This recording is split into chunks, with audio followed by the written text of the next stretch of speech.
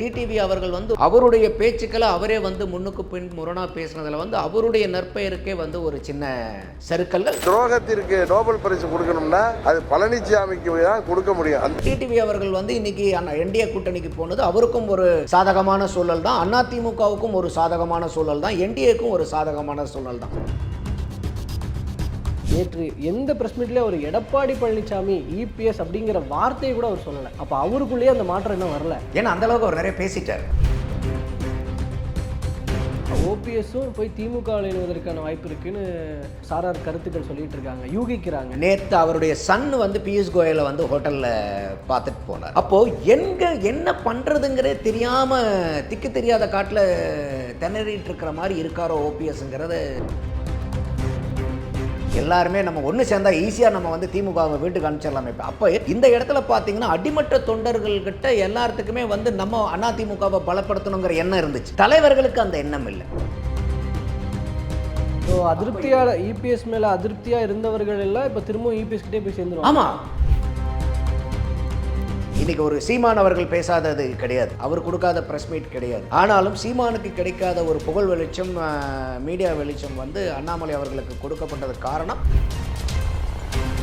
2024 இன்னைக்கு பாரதிய ஜனதா தனிச்சு அதனுடைய தலைமையில் ஒரு கூட்டணி அமைச்சிருந்தா முதல்வர் வேட்பாளர் யாரு? இப்போ ஒரு தேர்தல்ங்கிறது வந்து ஏப்ரல் மாதத்தில் வரப்போகுது. இதுக்கப்புறம் வந்து சசிகலா அம்மையாரை உள்ளார கொண்டு வந்து அதிமுகவினுடைய பொதுச் செயலாளர் ஆக்கி அவங்களுடைய தலைமையில் எலெக்ஷன் நடந்ததுலாம் இதெல்லாம் உலகம் தலைகளாக நின்னா கூட இந்த 3 மாதத்தில் இதெல்லாம் நடக்கக்கூடிய விஷயமா? இன்னைக்கு டிடிவி இன்னைக்கு என்டிஏ கூட்டணிக்குள்ளார இருக்கார். அவர் எத்தனையோ பேச்சுக்கள் பேசிட்டார். ஆனால் இப்பயும் ஒரு முடிவு எடுக்கிறார். அவர் ஒரு முடிவை நோக்கி நகர்றார். ஆனால் இன்னைக்கு நீங்கள் தேமுதிக வந்து நீங்கள் எப்படி இருக்கீங்க?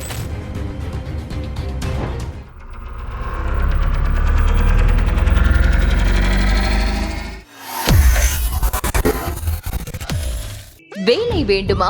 ப்ளூ ஓஷன் இருக்கிறது.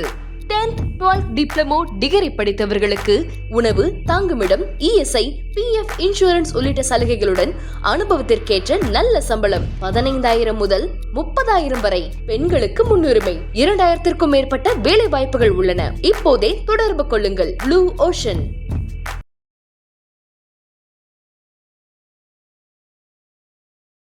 தமிழர்கள் அனைவருக்கும் அன்பு வணக்கம். இன்றைய சிறப்பு நேர்காணலில் நம்மோடு இணைந்திருக்கிறார் அரசியல் விமர்சகர் திரு நந்தகுமார் அவர்கள். அவரிடம் தற்போது அரசியல் நிலவரங்கள் தமிழகத்தை பொறுத்தவரை எப்படி இருக்கிறது, இந்த கூட்டணியினுடைய நிலவரங்கள் எப்படி இருக்க போகிறது என்பது குறித்தான பல்வேறு விஷயங்கள் பற்றி பேச இருக்கிறோம். பேசலாம். வணக்கம் சார். வணக்கம் கோபி. முக்கியமான ஒரு நகர்வு நடந்துட்டு இருக்கு அப்படின்னா அது வந்து என்டிஏ கூட்டணி பக்கம் தான். இப்போ ரீசென்ட்லி டிடிவி தினகரன் போய் இணைஞ்சிருக்கிறாரு. அதுக்கு முன்னாடி அன்புமணி போய் இணைஞ்சாரு.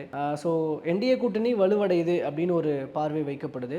அதில் எஸ்பெஷலி ரீசெண்டாக நடந்த டிடிவியினுடைய இணைப்புக்கு பின்னால் என்ன நடந்திருக்கலாம் அப்படிங்கிற ஒரு கால்குலேஷன்ஸ்லாம் சொல்லப்படுது இல்லையா? அந்த இணைப்பை நீங்கள் எப்படி பார்க்குறீங்க? ஏன்னா இபிஎஸும் டிடிவியும் எலியும் பூனையுமா இருந்தாங்க. இது நான் ஆரம்பத்துலேருந்தே சொல்லிட்டு இருந்தேன், என்டிஏ கூட்டணி இன்டாக்டாக தான் இருக்கும், அது வந்து பிரிஞ்சு போகிறதுக்கு வாய்ப்புகள் இல்லை. அவங்க வந்து ஏதோ ஒரு பிரச்சனை இல்லை, வேணுன்னே ஏதோ ஒரு உள்ளார யாரோ ஒரு இன்சைடர்னுடைய பேச்சை கேட்டு தான் சில நடவடிக்கைகள்லாம் எடுக்கப்படுது, காயின்ஸ் எல்லாம் நகர்த்தப்படுது. அது ஒருத்தருனுடைய பர்சனல் அஜெண்டா மூலியமாக அந்த பிளான்ஸ் மூலியமாக நகர்றாங்க அப்படின்ட்டு. பட் அந்த பிளான்ஸ் பூராமே வந்து நல்லிஃபை ஆயிடுச்சு. ஸோ அந்த மாதிரி இருக்கும்போது இன்றைக்கி அவங்களுக்கு என்டிஏ கூட தான் போய் ஆகணுங்கிற ஒரே ஒரு ஆப்ஷன். அதுவும் அவங்க டிடிவி அவர்களுடைய பொதுக்குழு மீட்டிங்லேயே அதை வந்து ஆணையை போட்டு உடைச்ச மாதிரியே பேசினார். எதிரிகள், நண்பர்கள், துரோகிகள்ங்கிறதெல்லாம் கிடையாது, தேர்தல்னு வந்துட்டால் தமிழகத்தினுடைய நலனும் தமிழர் நலன் தான் முக்கியம் அப்படின்னு சொன்னோடனே. ஏன்னா அதுக்கு முன்னாடி வரைக்கும் டிடிவி அவர்கள் பேசிட்டு இருந்தது எதிரியை விட துரோகி நம்ம ஒழிச்சு கட்டணும். குறிப்பாக அவர் பேசுனது வந்து எடப்பாடியார் அவர்களை தான். அது கூட வந்து அமித்ஷா அவர்கள் இங்கே போன வருஷம் ஏப்ரல் மாதம் வந்து கூட்டணி அறிவிக்கும் போதே தெளிவாக சொல்லியிருந்தார், இங்கே எப்படி ஆல் இண்டியாவுக்கு என்டிஏக்கு வந்து மோடி அவர்கள் தலைமையோ அந்த மாதிரி தமிழ்நாடுனுடைய என்டிஏக்கு ஐயா எடப்பாடியார் அவர்கள் தான் தலைமை தாங்குறாருன்னு அந்த மோடிக்கு ஈக்குவேட் பண்ணி பேசினார் எடப்பாடியார் அவர்கள். அதே மாதிரி உட்கட்சி பிரச்சனைகள் எல்லாம் நீங்கள் ஒன்று சேர்த்துவீங்களாங்கும் போது இதில் அது வந்து அவங்க கட்சி விவகாரம், அதில் நாங்கள் தலையிட மாட்டோம். மூணாவது ஒரு முக்கியமான கேள்வி, கூட்டணியில் ஆட்சியில் எம்எல்ஏக்கள் நீங்கள் ஜெயிச்சு வந்தால் பங்கு பெறுவீங்களான்னு கேட்டாங்க.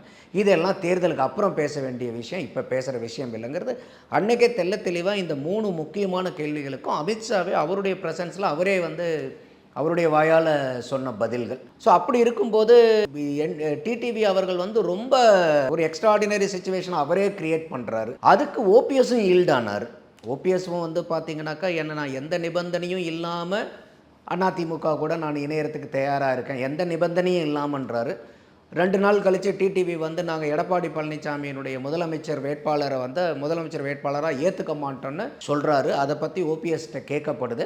டிடிவி அவர்கள் சொல்கிற கருத்து ஆழமாகவும் நியாயமானவும் தான் இருக்குன்னு சொல்லிட்டு ஓபிஎஸ் பேசுகிறார். அப்போது இது வந்து யாரோ ஒரு நபரினுடைய ஒரு தவறான வழிகாட்டுதலின் பேரில் ஒரு ப்ராப்பராக ஒரு ஸ்ட்ராட்டஜியை டிசைட் பண்ணுறாங்க.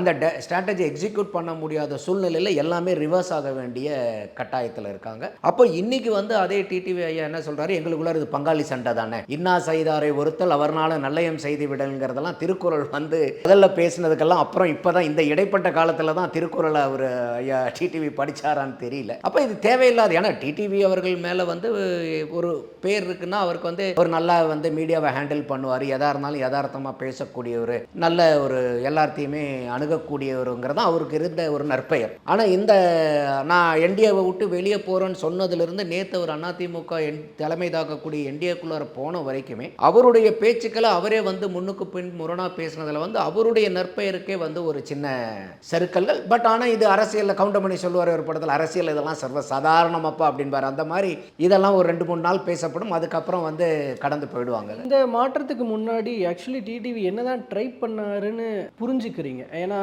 இப்போ நடுவில் எடப்பாடி பழனிசாமிக்கு எதிராக பேசிட்டு இருந்தாரு, அதே சமயத்தில் பேரலாக வந்து விஜய்க்கு ஆதரவான சில பேச்சுக்கள் தென்பட்டது.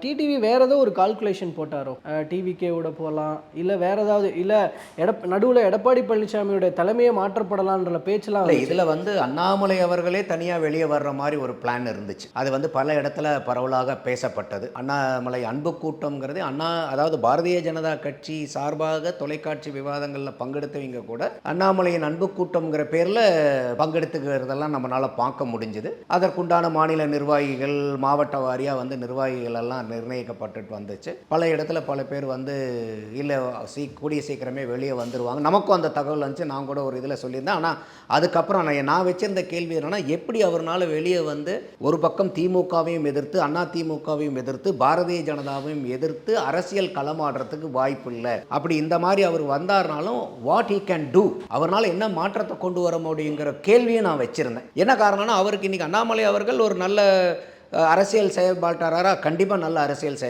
செயல்பாட்டாளர் தான், அதில் எனக்கு எந்த மாற்று கருத்தும் கிடையாது. இன்றைக்கி ஒரு சீமான் அவர்கள் பேசாதது கிடையாது, அவர் கொடுக்காத ப்ரெஸ் மீட் கிடையாது. ஆனாலும் சீமானுக்கு கிடைக்காத ஒரு புகழ் வெளிச்சம், மீடியா வெளிச்சம் வந்து அண்ணாமலை அவர்களுக்கு கொடுக்கப்பட்டது காரணம் அவர் பாரதிய ஜனதாவை ரெப்ரசன்ட் பண்ணுறாருங்கிறது தான். அப்போ அண்ணாமலைக்குன்னு ஒரு தலைமைத்துவ குணாதிசயங்கள் இருந்தாலும் அது பாரதிய ஜனதாவினுடைய மாநில தலைவராக அவர் இருக்கும்போது அது அதிகமாக பிரகாசிக்கப்பட்டது.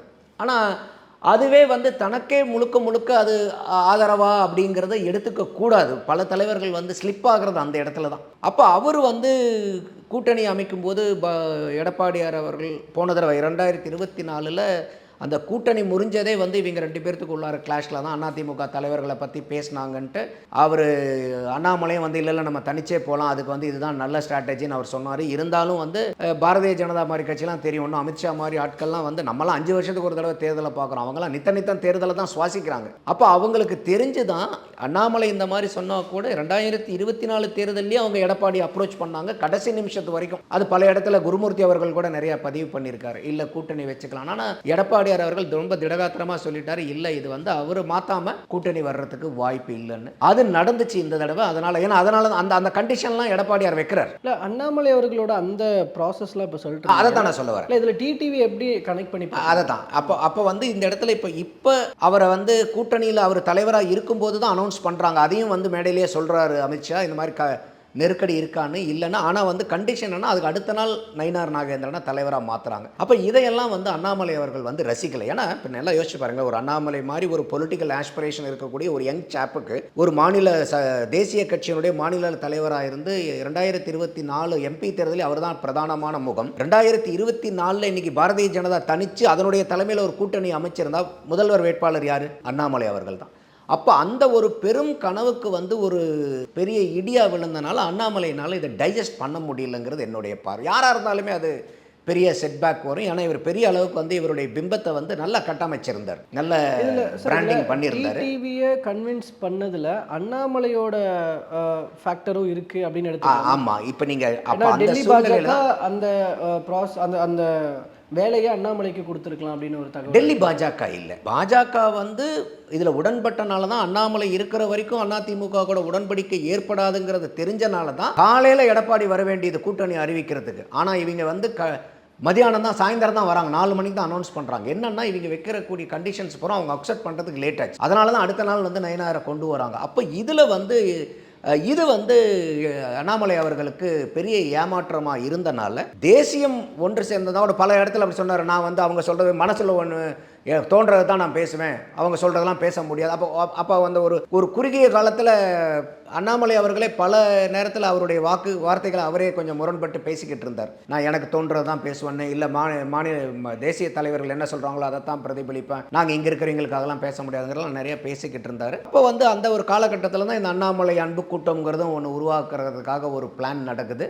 அது டெல்லியில் இருக்கக்கூடிய ஆட்கள் வந்து பண்ணுறாங்க, இங்கேயும் ஆட்கள் எல்லாம் நியமித்து பண்ண முடிஞ்சுது. ஸோ அப்போ வந்து அண்ணாமலை அவர்களுடைய ஒரு அறிவுறுத்தலின் பேரில் தான் வந்து டிடிவி அவர்களே வந்து எடப்பாடி தலைமையை நாங்கள் ஏற்றுக்க மாட்டோம், ஏன்னா அண்ணாமலையினால் நாங்கள் ஏற்றுக்க முடியாதுங்கும் போது அவருடைய ரொம்ப கான்ஃபிடென்ட்டாக இருக்கிறது வந்து டிடிவி அவர்களும் ஓபிஎஸ் அவர்களும். ஏன் அவரே பல இடத்துல சொல்லியிருக்காங்க, அண்ணாமலை நல்ல நண்பர்கள், இவரும் டிடிவி எனக்கு நெருங்கிய நண்பர்கள், ரெகுலராக பேசிட்டு இருக்கோம் அண்ணாமலையும் சொல்கிறாங்க. என்னன்னா நம்ம எல்லாமே கனெக்டிங் த டாட்ஸ் தான், நம்ம இன்னும் அண்ணாமலை நம்மகிட்ட வந்து சொல்லலை. ஆனால் என்ன கூட்டி கழிச்சு நம்ம பார்க்கும்போது என்ன ஆகுதுன்னாக்கா, அமித்ஷா வந்து எடப்பாடியார் அவர்கள் தான் கூட்டணிக்கு தலைவர், அவர் தான் முதல்வர் வேட்பாளர் அறிவிச்சு அடுத்த நாளே இல்லை அன்னைக்கே வந்து டிடிவி வெளியே வந்திருந்தாருன்னா அண்ணாமலைக்கும் இதுக்கும் எந்த சம்மந்தமும் இல்லை, டிடிவி வந்து இதை ஏற்றுக்கலான்னு பண்ணலாம். பல மாதங்கள் கழிச்சு தான் இவர் வெளியே வரார். எனக்கு தெரிஞ்சு செப்டம்பர் மாதத்தில் வெளியே வராருன்னு நினைக்கிறேன், ஆகஸ்டோ செப்டம்பர்லையோ வெளியே வரார், ஏப்ரல் அனௌன்ஸ் பண்ணுது. அப்போ அது வரைக்கும் நீங்கள் என்ன பண்ணிட்டு இருந்தீங்கிற ஒரு அப்போ அது வரைக்கும் எடப்பாடியார் வந்து முதலமைச்சர் வேட்பாளராக என்டிஏவினுடைய தலைவராக இருக்கிறது ஏன் உங்களுக்கு நெருடல்களை ஏற்படுத்தலை? அப்போ something was cooking there. So அப்போ வந்து அதனுடைய உச்சகட்டமாக தான் இல்லை அவர் அண்ணாமலையும் வெளியே வந்துட்டு டிடிவி ஓபிஎஸ் இவங்கெல்லாம் வந்து ஒரு அணியாக அமைக்கலாம், ஏன்னா அவருக்கும் வந்து யங் சேப்பு, அதனால் இந்த ஒரு தேர்தலை பயன்படுத்தி அடுத்த தேர்தலுக்கு உண்டான ஒரு காய் நகரத்தில் இப்போ பண்ணலாங்கிற மாதிரி ஒரு பிளான் இருந்துச்சு. பட் அண்ணாமலை அவர்கள் நான் ஏற்கனவே சொன்ன மாதிரி ஒரு அரசியல் தளத்தில் நல்லா செயல்படக்கூடிய நபர். அவர் அந்த அளவுக்கு பாரதிய ஜனதாவும் சரி அப்படி பண்ணிட்டியா போ அப்படின்னு விட மாட்டாங்க. அதுதான் பாரதிய ஜனதாவுடைய ப்ளஸ் பாயிண்ட். அவங்க வெளிக்கட்சியில் இருக்கிற ஆட்களை கூட ஏதாவது ஒரு வகத்தில் தம் பக்கத்தில் அந்த மாதிரி ஆக்கப்பூர்வமான ஆட்களை இழுத்துக்கலாம்னு நினைப்பாங்க. அப்போ தங்கிட்ட இருக்கக்கூடிய அண்ணாமலையை வந்து வெளியே விடுறதுக்கு அவங்க நினைக்க மாட்டாங்க. அதனால் அவங்களுக்கு ஏதாவது ஒன்று பேசி அவங்களுக்கு ஏதாவது ஒரு பதவியோ இல்லை வேறு ஏதாவது ஒரு வகையில் அவரை கன்வின்ஸ் பண்ணினால இன்றைக்கி அண்ணாமலையினால் அடுத்த கட்ட நகர்வுக்கு அதுதான் முதலே கேள்விகள் இருந்தேன், வெளியே வந்து என்ன பண்ண முடியும் அவர்னால? முடியாது. அது தாவேக்கா கூட ஆனால் இவர் நிறையா பேசிக்கிட்டு இருந்தாருங்கிற தகவல் இருக்குது. ஆனால் விஜய் வந்து வெயிட் பண்ணுங்க அப்படின்னு சொன்னதாக உடனே யோசிக்க முடிவு எடுக்கல. அவர் கொஞ்சம் வெயிட் பண்ணலாம் அப்படிங்கிறதுக்காக அவரும், ஏன்னா எந்த ஒரு கூட்டணி கட்சியும் வரும்போதும் எல்லா கூட்டணியுமே வந்து அவங்களுடைய ப்ளஸ் மைனஸஸை எவால்வேட் பண்ணாங்க. வருதுங்கிறதுக்காக எல்லோரும் வாங்க வாங்க வண்டியில் இருக்கீங்கன்னு சொல்கிறதுக்கு வந்து, ஏன்னா சில நேரத்தில் வந்து அரசியலில் 1+1 2 இல்லாமல் 4 ஆகும், 1+1 2 இல்லாமல் 1 1.25 ஆகும், சில நேரத்தில் 0 கூட ஆயிடலாம். இல்லை, இந்த இணைப்புக்கு அப்புறமா சமூக வலைதளங்களில் தாவேக்காவினரே கூட நல்ல வேலை டிடிவியை நம்ம சைடு வரும்போது அக்செப்ட் பண்ணிக்கல அப்படின்ற ஒரு விமர்சனத்தையும் வச்சாங்க. ஏன்னா இப்படி டக்குன்னு ட்விஸ்ட் அடிக்கிறவரை இங்கே வந்தோன்னே என்ன ட்விஸ்ட் அடிச்சு இல்லை, அதனால தான் விஜய் அவர்களும் இதை ரொம்ப சீர்தூக்கி அவங்கெல்லாம் நிறைய பேசப்பட்டுருச்சு டிவிக்கு கூட. அவர் ரொம்ப நாளாக வந்து அவங்கக்கிட்ட பேசிகிட்டு இருக்கும்போது பட் விஜய் வந்து உடனடியாக அதை வந்து கூட்டணிக்கு வர்றவங்களை பூரா வாங்கன்னு ஏற்றுக்கிற அளவுக்கு விஜய் இல்லை. ஏன்னா அவர் வந்து விஜய் இன்னைக்கு போகிறதே நம்ம வந்து க்ளீன் ஸ்லேட்டாக இருக்கணும்னு நினைக்கிறார். அப்போ அந்த மாதிரி இருக்கும்போது நம்ம ஒரு கூட்டணிக்கு வரும்போது சில பேர் வந்து நமக்கு ஒரு பேகேஜாக மாறிடக்கூடாதுங்கிறத எந்த ஒரு புதுக்கட்சி வந்தாலும், சீமானுக்கு இன்றைக்கி அதே நிலைப்பாடு தான். அவரே கேட்குறாள், யார்கிட்ட போய் கூட்டணி வைக்க சொல்லுங்க நீங்களே, நம்ம வந்து ஒரு ஊழல் வேண்டாங்கிறோம், இலவசங்கள் வேண்டாங்கிறோம், இல்லை இந்த மாதிரி ஒரு அரசியல் செய்யலாம்னு நினைக்கிறோம், யார் கூட கூட்டணி வைக்க முடியும் சொல்லுங்கன்றார். அப்போது இந்த மாதிரி ஒரு நாங்கள் மாற்றுன்னு வர்றவங்களை பூராமே இழுத்து வச்சுக்கிறது ரொம்ப சிரமம். இது வளர்ந்து பயணிச்சுட்டு இருக்கக்கூடிய திமுக, அண்ணா திமுக, பாரதிய காங்கிரஸ் கட்சிகளுக்கெல்லாம் இதான் ஈஸி. பட் புதுசாக வரக்கூடியங்க நாங்கள் தான் மாற்றுன்னு சொல்ல வரவங்களுக்கு வந்து இது வந்து ஒரு டிஸ்டர்பன்ஸாக மாறிடும், ஒரு பேகேஜாக மாறிடும். அதனால் விஜய் அவர்களும் ரொம்ப யோசித்து தான் வந்து அதை உடனடியாக வந்து அவங்க ரிசல்ட் அனௌன்ஸ் பண்ணலை. அப்போது டிடிவிக்கு வந்து ஒரு பெரிய வாய்ப்பு இல்லை. ஏன்னா இப்போ நாளைக்கு வந்து ஐயா மோடி அவர்களும் வராரு. அப்போ மோடி ஐயா வந்துட்டு போனதுக்கப்புறம் ஒரு கூட்டணியில் போய் சேர்றதுக்கு விட அவர் இருக்கும்போதே போயிட்டா ரொம்ப கண்ணியமாகவும் இருக்கும். அவருக்கு டிடிவி அவர்களுக்கு உண்டான மரியாதையும் அவருக்கு உண்டான இடமும் அந்த கூட்டணியில் கிடைக்கும் எப்பயுமே. ஸோ அந்த இடத்துல வந்து டிடிவி அவர்கள் வந்து இன்னைக்கு என்டிஏ கூட்டணிக்கு போனது அவருக்கும் ஒரு சாதகமான சூழல் தான், அதிமுகவுக்கும் ஒரு சாதகமான சூழல் தான், என்டிஏக்கும் ஒரு சாதகமான சூழல் தான். சார், ஆனால் அந்த இடத்துல ஒரு கேள்வி வருது. இப்போது டிடிவியும் இபிஎஸும் எப்படி பேசிக்கிட்டு இருந்தாங்க, முரண்பட்டு நின்னாங்க. அப்போ அவங்களோட ஃபாலோயர்ஸும் அந்த அந்த எதிர் கட்சிகளை எப்படி பார்த்துட்டு இருந்தாங்க அப்படிங்கிறது ஒரு விஷயம் இருக்குது. இப்போ சடனாக மேலே இருக்கிறவங்க முடிவு பண்ணி மாறிட்டாங்க. ஆனால் அவங்க மாறிட்டாங்கன்றதுக்காக அடிமட்டம் வரைக்கும் ஜெல் ஆகிடும் அப்படின்னு ஒரு பாயிண்ட்டுக்கு எப்படி நகர்றது, எப்படி ஜெல்லா? இப்போ இதில் ஒரு எக்ஸாம்பிளுக்கு டிடிவியே கூட பார்த்தா நேற்று எந்த பிரஸ் மீட்லேயே ஒரு எடப்பாடி பழனிசாமி இபிஎஸ் அப்படிங்கிற வார்த்தையை கூட அவர் சொல்லலை. அப்போ அவருக்குள்ளேயே அந்த மாற்றம் இன்னும் வரல. ஏன்னா அந்த அளவுக்கு அவர் நிறைய பேசிட்டார். ஆமாம். இப்போ அப்போ கூட்டணி எப்படி ஜெல்லாகும்னு ஒரு கேள்வி வரும். இல்லை, நீங்கள் கேட்குறது நியாயமான கேள்வி. இது வந்து பாரதிய ஜனதாவும் அதிமுகவுக்கும் சேரும்போது இதே தான் நான் சொல்லியிருந்தேன். அவங்க வந்து ஏன் ஒரு வருஷத்துக்கு முன்னாடி கூட்டணி வைக்கிறாங்கும் போது நான் வச்ச கருத்து என்னன்னா, அவங்க இன்னைக்கு தலைவர்கள் ஒன்று சேர்ந்துட்டாங்க. ஆனால் பாரதிய ஜனதாவும் அதிமுகவும் தொண்டர்கள் மத்தியில் பெரிய ரிஃப்ட் இருந்துச்சு 24. அப்போ அவங்களுக்குள்ளார இருக்கக்கூடிய அந்த கருத்து வேறுபாடுகள், அவங்களுக்குள்ளார இருக்கக்கூடிய அந்த கசப்புணர்வுகளெல்லாம் மறந்துட்டு தோல் மேலே தோல் கை போட்டுக்கிட்டு அவங்க வந்து ஒன்றா வேலை செய்கிறதுக்கு காலங்கள் தேவைப்படும். அதை புரிஞ்சனால தான் எடப்பாடியார் அவர்களும் அமித்ஷா அவர்களும் வந்து ஒரு வருஷத்துக்கு முன்னாடி இந்த கூட்டணி ஏற்படுத்தினாங்கன்னு சொல்லியிருந்தேன். இது மேம்போக்காக பார்த்தோம்னா இவங்களுக்கும் பொருந்துமேன்னு கேட்கலாம். ஆனால் இவங்களுக்கு பொருந்தாது. காரணம் என்னன்னா, இன்னைக்கு அமமுகவில் இருக்கக்கூடிய தொண்டர்களும் எந்த அடிப்படை தொண்டர்கள்? அதிமுக சார்ந்த தொண்டர்கள் தான். எம்ஜிஆர் வழி வந்தவர்கள், அம்மையார் ஜெயலலிதா வழி வந்தவர்கள் தான். இது வேற கட்சியாக இருந்தால் இன்னைக்கு கசப்புணர்வு ஜாஸ்தியாக இருக்கும். இவங்க மேல் லெவலில் முட்டிக்கிட்டாங்களே ஒழிய கீழ் லெவலில் வந்து எல்லா தொண்டர்களுக்கு என்ன இருந்துச்சுன்னா, என்னப்பா எல்லாருமே நம்ம ஒன்று சேர்ந்தா ஈஸியா நம்ம வந்து திமுகவை வீட்டுக்கு அனுப்பிச்சிடலாமே. அப்போ இந்த இடத்துல பார்த்தீங்கன்னா அடிமட்ட தொண்டர்கள் கிட்ட எல்லாத்துக்குமே வந்து நம்ம அதிமுகவை பலப்படுத்தணுங்கிற எண்ணம் இருந்துச்சு. தலைவர்களுக்கு அந்த எண்ணம் இல்லை. பாரதிய ஜனதா அதிமுகங்கும் போது ஒன்று சேரலாங்கிற எண்ணம் தலைமைக்கு இருந்துச்சு, தொண்டர்கள்ட்ட இல்லை. அதனால அங்கே காலம் தேவைப்பட்டுச்சு. இங்க வந்து பார்த்தீங்கன்னா தொண்டர்கள் உடன்பட்டு நிற்கிறாங்க. இன்னைக்கு எந்த தொண்டர்களும் இன்னைக்கு அமமுக வந்து அதிமுக கூட போனனால இல்லை நான் ரெட்டலைக்கு ஓட்டு போட மாட்டேன்னு யாரும் சொல்ல மாட்டாங்க. காரணம் என்னன்னா, அவங்களாம் ரெட்டலைக்கு வாக்கு செலுத்தின மக்கள் தான் அமமுக மக்கள் முன்னேற்ற கழகத்தினுடைய தொண்டர்கள். இன்னைக்கு வரைக்கும் அவங்க வந்து அதிமுக வழி வந்தவர்கள் தான், வழி தோன்றல்கள் தான். அதனால அந்த சிக்கல் வந்து அமமுக அதிமுக கூட்டணியில் பிரச்சனையா வராது. ஓகே, இதில் ஓபிஎஸ்னுடைய எதிர்காலம் தான் என்னன்னு ஒரு அடுத்த கேள்வி வருது. ஏன்னா ஓபிஎஸ் கூடவே இருந்த வைத்தியலிங்கம் அதற்கு முன்னாடியே எல்லாரும் திமுகலாம் போய் சேர்ந்தாங்க. அடுத்து இப்போ லேட்டஸ்ட்டாக வைத்தியலிங்கம் போய் சேர்ந்திருக்கிறாரு. ஓபிஎஸ் அவருடைய செயல்பாடுகள் மீதும் அவர் அதிருப்தியை வெளிப்படுத்தி இருக்கிறாரு.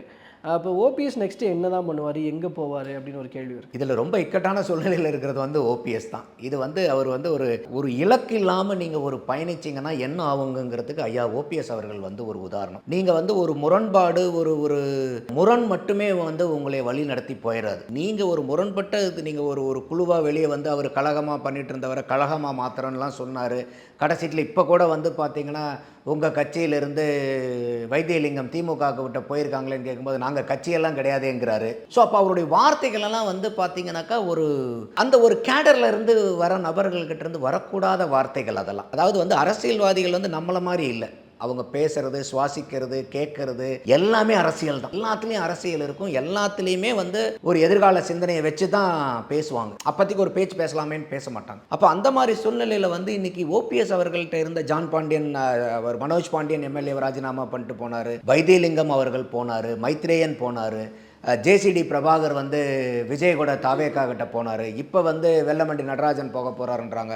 இன்னொரு எம்எல்ஏ ஆல்ரெடி லைனில் நிற்கிறாரு திமுகவுக்கு போகிறதுங்கும் போது நீங்கள் ஒரு குழுவாக நீங்கள் வெளியே வந்து கழகமாக நீங்கள் சொல்கிற மாதிரி இருக்கும்போது ஒரு பிரிந்து வந்த சக்தின்னு நீங்கள் சொல்லிக்கும் போது நீங்கள் எல்லாம் ஒன்றா இருந்தால் தானே உங்களுக்கு பலம். நீங்களே பிரிஞ்சு வந்து அதிமுகலேருந்து பிரிஞ்சு வந்து பலத்தை இழந்திருக்கீங்க. அந்த பிரிவிலேருந்து மறுபடியும் பல்வேறு பிரிவுகள் ஆகிட்டு நீங்கள் இருக்கும்போது இது எங்கே ஆரம்பிச்சதுன்னா, இவர் வந்து எப்போ வந்து ஐயா ஸ்டாலின் அவர்களை வீட்டுக்கு போய் பார்த்துட்டு வந்தாரோ அன்னையிலேருந்தே அவருக்கு வந்து ஒரு பெரிய சறுக்கல்கள் கூட இருக்கிற.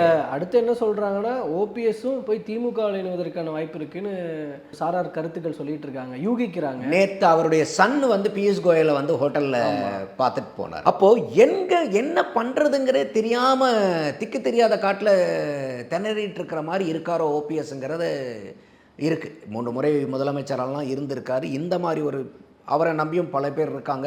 அப்போ அவர்கிட்ட இருந்த ஆட்கள் இன்னைக்கு வைத்தியலிங்கம் அவர்கள் அவருடைய ரைட் ஹேண்ட் துணை ஒருங்கிணைப்பாளர், அவர் அந்த குழு, அவர் வந்து நீங்கள் உங்கள் மேலே நம்பிக்கை இல்லைன்னு அவர் வந்து இன்னைக்கு திமுகவுக்கு போகிறாரு அப்படின்னாக்கா எந்த மாதிரி நம்பிக்கையை நீங்கள் உங்கள் கூட வலதுகரமாக இருந்தவருக்கே உங்களால் நம்பிக்கை கொடுக்க முடியலன்னா இது வந்து அந்த கூட இருக்கக்கூடிய மற்ற நபர்களுக்கு என்ன மாதிரி நம்பிக்கையை கொடுக்கும்? அப்போ இதுவும் அதிமுகவுக்கு பெருத்த சாதகமாக மாறும். அங்கே கூட இருக்கிறவங்க பூராமே என்னப்பா இவரை நம்பி வந்தோம், இப்படி ஆகி போச்சு, கட்சியில் இங்கே இருக்கீங்க திமுக. ஏன்னா நான் ஏற்கனவே சொன்ன மாதிரி மேலே இருக்கிற ஆளுங்க கட்சி மாறுவாங்க, கீழே இருக்கிற தொண்டர்கள் வந்து ரெட்டலைக்கு குத்துனவங்க வந்து உடனே போய் திமுகவுக்கு குத்த முடியுமானா அவ்வளோ சீக்கிரம் மாறாது. அப்போ அவங்களாம் என்ன பண்ணுவாங்க, இனிமேல் வந்து ஐயாவை நம்பி பிரயோஜனம் இல்லை, பேசாமல் நம்ம வந்து அம்மாவனுடைய ஆட்சி திரும்பி வர்றதுக்கு எடப்பாடியார் அவர்கள் தலைமையில் இருக்கிற அதிமுக என்டிஏ கூட்டணிக்கு நம்ம வாக்கு செலுத்திட்டு போயிடலாம். ஸோ அதிருப்தியாக இபிஎஸ் மேலே அதிருப்தியாக இருந்தவர்கள் எல்லாம் இப்போ திரும்பவும் இபிஎஸ் கிட்டே போய் சேர்ந்துருவாங்க. ஆமாம், நீங்கள் ஒரு தேர்தல்னு வரும். அதனால தான் சொன்னேன், உங்களுக்கு வந்து உங்களுடைய இலக்கு என்னங்கிறது ரொம்ப முக்கியம். உங்களுடைய கோல் ரொம்ப பவர்ஃபுல்லான கோலாக இருக்கணும். ரொம்ப வந்து ஒரு ஒரு ஒரு மினிஸ்கியூல்ஸ் கோலோ இல்லை வந்து வெரி ட்ரிவியல் கோலோ இருந்தால் நீங்கள் வந்து மக்களையோ கேடர்ஸையோ உங்கள் பக்கம் இழுத்து வைக்க முடியாது. ஒரு நோக்கம் பெரிய நோக்கமாக இருக்கணும். இன்னைக்கு அதிமுகவினுடைய நோக்கம் என்ன, இன்னைக்கு திமுகவை ஆட்சி கட்டிலிருந்து அகற்றிட்டு அதிமுகவினுடைய ஆட்சியை கொண்டு வரணுங்கிறது அதிமுக சார்ந்த அவங்க எந்த குழுவில் வேணா இருக்கட்டும், இதை விட ஒரு பெரிய நோக்கம் என்ன யார் கொடுத்துட முடியும்? அப்போ ஓபிஎஸ் அவர்கள் வந்து நிறைய இடத்துல வந்து அவர் சரியான ஒரு முடிவு எடுக்காதனால தான் அவர் இந்த மாதிரி ஒரு நிலைமையில் இருக்காருன்னு நான் பார்க்குறேன். இந்த நேரத்தில் சசிகலா அவர்கள் பற்றியும் பார்க்க வேண்டியிருக்குல்ல. ஏன்னா அவங்களும் ஒன்றிணைக்கணும்னு தான் நின்னாங்க. இப்போ நேற்று வந்து வைத்தியலிங்கம் போய் திமுகவில் சேரும் போதெல்லாம் அவர் வந்து ஒரு தவறான முடிவை எடுத்திருக்கிறார், ஒரு தீய கழகத்தில் போய் இணைஞ்சிருக்கிறாரு, என்னோட நோக்கம் திமுகவை தோற்கடிக்கணும் அப்படிங்கிறது தான் அப்படிங்கிற பாயிண்ட்ல தான் வந்து நிற்கிறாங்க. மறுபடியும் அந்த ஒன்றிணைப்புன்ற பார்வையே இப்போ இல்லாமல் போயிடுச்சு.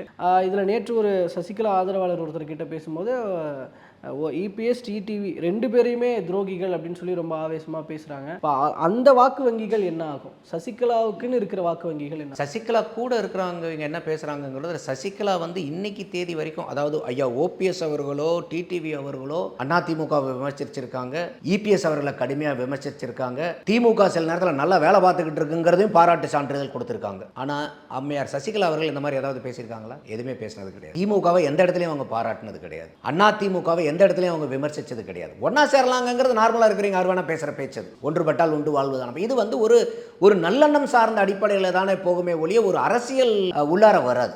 அப்போ இன்னைக்கு வரைக்கும் அம்மையார் சசிகலா அவர்கள் வந்து ஒரு அதிமுகவுக்கு ஒரு வாக்கு வங்கிக்கோ இல்லை அதிமுகவுடைய கட்சிக்கோ களங்கம் ஏற்படுத்துகிற மாதிரி இன்னைக்கு வரைக்கும் பேசினது கிடையாது. இனிமேலும் அவங்க பேச மாட்டாங்க. இன்னைக்கும் அம்மையார் சசிகலாவினுடைய பார்வை என்னவா இருக்கும்னா, அதிமுக தலைமையிலான என்டிஏ கூட்டணி தமிழ்நாட்டில் வெற்றி பெற்று திமுகவான தீய சக்தியை வீட்டுக்கு அனுப்பணும்னு அவங்க சொல்றதுல தான் அவங்க இருப்பாங்க. அப்போ இதுவும் வந்து பார்த்தீங்கன்னாக்கா முழுக்க எடப்பாடியார் அவர்கள் தலைமையிலான என்டிஏ கூட்டணிக்கு வலு சேர்க்கக்கூடிய ஒரு காரியமாக தான் இருக்குமே ஒழிய சசிகலா அம்மையார்னால வந்து என்டிஏ கூட்டணிக்கு ஒரு இம்மி அளவு கூட வந்து குந்தகம் விளைவிக்கிற அளவுக்கு அவங்க நடக்க மாட்டாங்கன்னு தான் நான் பார்க்குறேன். இல்லை, நேற்று பேசின அந்த ஃபாலோயர் சொன்னது என்னன்னா, நீங்கள் சொன்ன அந்த பாயிண்ட் இருக்கு இல்லையா, என்டிஏக்கு ஆதரவு தெரிவித்து அம்மாவினுடைய ஆட்சி நடக்கிறதுக்கானது தான் பண்ணுவாங்கன்னு சொல்லி, இப்படி எடப்பாடி பழனிசாமி ஆதரவு தெரிவிக்கும் வகையிலோ என்டிஏக்கு ஆதரவு தெரிவிக்கும் வகையிலோ அவர் பேசினாலும் எங்களால் அதை ஃபாலோ பண்ண முடியாதுன்றாங்க. கீழே இருக்கிற என்ன பண்ணுவாங்க, அவங்க போயிட்டு என்ன உதயசூரியன் கோட்டு போட்டுருவாங்களா? பண்ண மாட்டாங்க. அவங்க வந்து உண்மையாலுமே அம்மையார் சசிகலாவுடைய எண்ணத்துக்காக அவங்களுடைய சப்போர்ட்டுக்காக அவர் பின்னாடி நிற்கிறோம் உண்மைனா, நீங்க சொல்லக்கூடிய நபர் அப்படிப்பட்ட ஒரு அம்மையார் சசிகலாவுடைய விசுவாசியா இருந்தாங்கன்னா அம்மையார் சசிகலா என்ன சொல்றாங்களோ அதை தானே அந்த விசுவாசிகள் ஃபாலோ பண்ணணும். அப்ப அம்மையார் சசிகலா அவங்க வந்து அதிமுக ஆதரவு கொடுத்தா கூட நான் கொடுக்க மாட்டேன், நான் திமுகவுக்கு போவேன்னா அது என்ன மாதிரி ஒரு நிலைப்பாடு? திமுக இல்லை, வேற எதுக்கும் அவங்க போறதுக்கு சொல்றேன் நான். அப்ப அந்த விசுவாசம் வந்து நீங்க உங்க தலைமை என்ன சொல்லுது, நீங்க யார தலைவராக அதிமுகன்னு பாக்குறாங்க. இப்போ சசிகலா அவர்கள் அதிமுகவின் பொதுச் செயலாளராக இருக்கணும்ன்றது தான் அந்த பாயிண்ட்ல தான் அவங்க அதிமுகவோடு சேர்த்து சசிகலாவையும் பிணைச்சு வச்சு பார்க்குறாங்க. சசிகலாவே திடீர்னு இப்போ எடப்பாடி பழனிசாமி அவர்களுக்கு ஆதரவு இல்லை என்டிஏக்கு ஆதரவுனா அந்த இடத்துல கொஞ்சம் மனக்கஷ்டம் இல்லை. இப்போ என்னென்னா நீங்கள் வந்து பார்த்தீங்கன்னா sometimes you have to lose a point to win a game. இது காமனாக எல்லாம் சொல்கிறது. இப்போ ஒரு தேர்தலுங்கிறது வந்து ஏப்ரல் மாதத்தில் வரப்போகுது. இதுக்கப்புறம் வந்து சசிகலா அம்மையாரை உள்ளார கொண்டு வந்து அதிமுகவினுடைய பொதுச் செயலாளராக்கி அவங்களுடைய தலைமையில் எலெக்ஷன் நடந்ததுன்னா இதெல்லாம் உலகம் தலைகளாக நின்னா கூட இந்த 3 மாதத்தில் இதெல்லாம் நடக்கக்கூடிய விஷயமா? அப்போ இந்த இடத்துல சசிகலா அம்மையாரே இந்த மாதிரி ஒரு எண்ணம் அவங்களுக்கு தோணுமா? அவங்களுடைய எண்ணம் என்னன்னா, இன்னைக்கு எப்படி இருக்குது, 2026 தேர்தலில் நம்மளுடைய அதிமுக ஆட்சி வரணும், நம்ம வந்து இருந்த அம்மையார் எம்ஜிஆர் இது ஜெயலலிதா அம்மையாரனுடைய ஆட்சியை வந்து தமிழகத்தில் திருப்பி வரணும். அதுக்காக நம்ம என்னென்ன வகையிலெல்லாம் வந்து அதிமுகவுக்கும் அதை சார்ந்த கூட்டணி கட்சிகளுக்கும் என்ன பண்ணி, ஏன்னா இன்னைக்கு அதிமுக ஆட்சிக்கு வந்தால் தான் அம்மையார் சசிகலாவுக்கும் பெயரும் உண்டு, சசிகலாவுக்கும் ஒரு பவரும் கிடைக்கும். இன்னைக்கு திமுக ஆட்சியில் வந்து சசிகலா அம்மையாருக்கு என்ன கிடைச்சிடும்? அப்போ நீங்கள் ஹோலிஸ்டிக்கலாக பார்க்கணும். அப்போ எல்லாருமே வந்து இன்னைக்கு அதிமுகவின் மீது அபிமானம் கொண்ட அத்தனை பேருமே வரக்கூடிய 2026 ஏன்னா இது வரைக்கும் அவங்க ட்ரை பண்ணாங்க, என்னென்னலாம் விஷயங்கள் பண்ணணுமோ அந்த கட்சிக்குள்ளார போகிறதுக்கோ ஒன்றிணைக்கிறதுக்கோ பதவியை திருப்பி வாங்குறதுக்கோ எல்லா முயற்சிகளும் எடுக்கப்பட்டது. ஆனால் ஒரு முயற்சி கூட பலன் கொடுக்கல. ஏன்னா இவங்களே வந்து செங்கோட்டையன் டிடிவி ஓபிஎஸ் போயிட்டு ஐயா ஜெயந்தியில் போய் அங்கே நின்றுட்டு பேசின பேட்டி கொடுத்ததெல்லாம் நம்ம பார்த்தோம். அதுக்குள்ளார எந்த முடிவும் எந்த நடவடிக்கையும் எடுக்கல.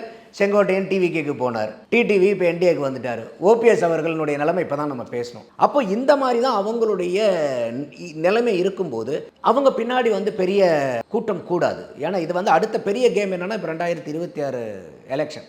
அப்போ அதை நோக்கி தான் அத்தனை பேர்த்தினுடைய பார்வை இருக்குமே ஒழிய இன்றைக்கி வந்து இந்த கட்சியை வந்து திருப்பி இவங்க உள்ளார போகிறதுலாம் இது கம்ப்ளீட்லி ரூல்ட் அவுட். இப்போ அதை இந்த இதில் வந்து எடப்பாடியார் அவர்கள் அப்பர் ஹேண்ட் எடுத்து அவருடைய பொசிஷனை வந்து பியாண்ட் எனி டவுட் அவர் வந்து ஸ்ட்ரென்தன் பண்ணிட்டாருன்னு தான் நான் பார்க்குறேன். நாளைக்கு பிரதமர் மோடி அவர்கள் வந்து அந்த பங்கெடுக்கிற அந்த விழாவில் அந்த மேடையில் தேமுதிக இடம் பெறும் நாளைக்குள்ள முடிவாயிடும் அப்படின்னு நீங்கள் எதிர்பார்க்குறீங்களா? இல்லை, தேமுதிக வந்து ரொம்பவே என்ன சொல்கிறது, அவங்க ரொம்ப அதை ஒரு படத்தில் தான் சொல்லுவார், நீ உன்னை பற்றி ரொம்ப பெருசாக நினச்சிக்கிற நீ அப்படின்பாரு கவுண்டமணி. அந்த மாதிரி அவங்க வந்து ரொம்ப தேமுதிக வந்து அவங்கள தாங்களே ரொம்ப ஓவர் எஸ்டிமேட் பண்ணிக்கிறாங்க. அதிமுக ரொம்ப அவங்கள வந்து கன்சிடர் பண்ணாங்க. ஃபஸ்ட்டே வந்து பிரச்சனை எங்கே ஆரம்பிச்சுன்னா எம்பி கொடுக்குறோன்னு சொன்னாங்க, கொடுக்கலன்னாங்க. அம்மையார் வந்து பிரேமலதா 25லேயே கொடுக்குறோன்னாங்க, 2025லேயே கொடுக்கலன்னாங்க. அதில் ஒரு 2 நாள் 3 நாள் கழிச்சு பேட்டி கொடுக்கும்போது இல்லை 25ன்னு சொல்லலை, 25 26 நாங்கள் கிளாரிஃபிகேஷன் கேட்டிருக்கிறோன்றாங்க. அப்போ அவங்களே முன்னுக்கு பின் சொல்கிறாங்க. அதையும் வந்து எடப்பாடியார் அவர்களோ அவங்க சார்ந்தவங்களே சொல்லிட்டாங்க, இல்லை கண்டிப்பாக 26 உங்களுக்கு எம்பி சீட் கொடுக்குறோன்னு சொல்லியாச்சு. இதுக்கு மேலே உங்களுக்கு என்ன வந்து தாங்கணும்? இப்போ நேற்று கூட வந்து ரொம்ப டெஸ்பரேட்டாக சொல்கிறாங்க, இல்லை பியூஷ் கோயல் வந்தார், அவங்க வந்து பார்க்குறாங்கிறதெல்லாம் நீங்கள் சொல்லி தான் எங்களுக்கு தெரியும், எங்களை எல்லாம் கூப்பிடல, எங்களை எல்லாம் யாரும் சொல்லல மாதிரி பேசுகிறாங்க. அப்போ அவங்க என்னன்னா, அவர் பியூஷ் கோயல் வந்திருக்காரு கூட்டணி பேச்சுவார்த்தைக்காக, எங்களை கூப்பிடல அப்படிங்கிற ஆதங்கத்தை வெளிப்படுத்துகிறாங்க. ஆனால் நீங்கள் ஜனவரி 9ஆம் தேதி மாநாடு போடும்போது நாங்கள் கூட்டணி யாரு கூட அனுபவிக்கிறேன்னு யார் சொன்னது? நீங்கள் தான் சொன்னீங்க. அப்புறம் நீங்களே என்ன சொல்கிறீங்க, யாருமே ஒன்றும் முடிவெடுக்கல, நாங்கள் மட்டும் ஏன் முடிவெடுக்கணும்? அப்போ இந்த ஒரு நிலைப்பாடு தான் தேமுதிக. எப்படி இருந்த தேமுதிக விஜயகாந்த் அவர்கள் இருந்தபோது 10-11% வாக்கு வங்கி இருந்தவங்க 2021 சட்டமன்ற தேர்தலில் 0.43% வாக்கு, 0.43%. எங்கிருந்த நீங்க எங்க வந்தீங்கிறது எதனாலன்னு நீங்க யோசிக்கணுமா இல்லையா? அதுக்கப்புறம் நீங்க 2026 அதிமுக கூட கூட்டணி போனனால 2% தாண்டினீங்க இன்னைக்கு. அப்போ உங்களுக்கு அந்த ஒரு கிராட்டிடியூட் இருக்கணுமா இல்லையா? நீங்க திமுக கூட போங்க, அதிமுக கூட போங்க, விஜய் யார் கூட வேணா போங்க, but you should have taken a decision by now. அப்ப நீங்க கடைசி வரைக்கும் இங்க போலாமா அங்க போலாமா இங்க போலாமா எங்க வேணாலும் நீங்க தூண்டில் போட்டுக்கிட்டு இருந்தீங்கன்னா யாரு உங்களே நம்புவாங்க? ஏன் வந்து இன்னைக்கு பியூஷ் கோயல் வந்து கூட எங்களுக்கு அழைப்பு கொடுக்கலங்கிறது எதனால? அதை யோசிக்க வேண்டாமா? அது ஏன் உங்களுக்கு யோசனை வர மாட்டேங்குது? கூப்பிடலங்கிற வருத்தம் இருக்கு, ஏன் கூப்பிடலங்கிற ஒரு கேள்விக்குள்ளார நீங்க போய் சிந்திச்சிருந்தீங்கன்னா ஏங்கிற உங்களுக்கு விடை கிடைச்சிருக்கும்ல. அவங்க என்ன இது வரைக்கும் உங்ககிட்ட நீங்க அதிமுக கூட்டணியிலேயே இருக்கணும்னு அதிமுக உங்களை முயற்சி பண்ணாம இருந்துச்சா? முயற்சி பண்ணாங்களா இல்லையா கோபி? அலைப்பாயும் மனதாக இருக்கிறாங்க. ரொம்ப அலைப்பாயுது, ஒரு அலைப்பாயுதுங்கிறது ஒரு குவைட் நேச்சுரல். ஆனா இங்க போலாமா அங்க போலாமா, இங்க போயிட்டு இந்த ஒரு புள்ளி 1 போயிடுமே, ஐயோ அங்க போனா ஒரு புள்ளி 2 கம்மியா, இதுக்கெல்லாம் நீங்க வருத்தப்படும். ஏதோ ஒரு இடத்துக்கு நீங்க ட்ரேட் ஆஃப் தான். ஒரு டெசிஷன் எடுத்தீங்கன்னா அந்த டெசிஷன் எல்லாமே 100க்கு 100 லாபம் எந்த டெசிஷன்லயுமே இருக்காது. நீங்க எதுக்காக எதை விட்டு கொடுக்குறீங்கிறதா உங்களுடைய டெசிஷன் மேக்கிங் ஸ்கில்லே. அப்ப நீங்க எடுக்கக்கூடிய முடிவின் அடிப்படையில் தான் நீங்க யாரும் நிர்ணயிக்கப்படுறீங்க.